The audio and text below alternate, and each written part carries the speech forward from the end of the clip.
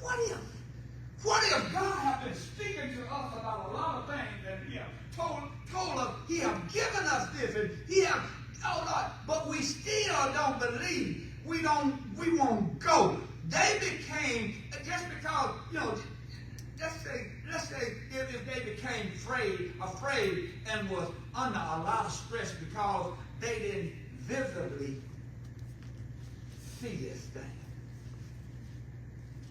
Visibly see the resources that was there. See, sometimes we don't move because we don't visibly see things. We can't move because there's no money. We can't move because there's no food. We can't move because there's no, and God ain't. We can't move. First of all, it could stop their opportunity, and it'll stop our opportunity of a fresh and a new start. Second, they were being led by, listen to me. See, that's what we mess up at. See, they were being led by who? They were being led by God. From the day one they left out of bondage, they was being led by who? God. As God led Moses, Moses led the people.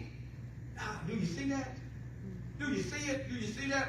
At the Jordan, a lot of things happen at that Jordan. I just want y'all to know. See, a lot of things happen at our time when we can get refreshed and we can get renewed, and a lot of things would happen, and we don't know where it be. It can be at home, it can be at job, it can be in a certain city. But a lot of things happen at this Jordan. When He told Joshua to go over this Jordan with these people. What happened there, Rev? A lot of things happened. Elijah and Elijah. That happened at the Jordan, didn't it?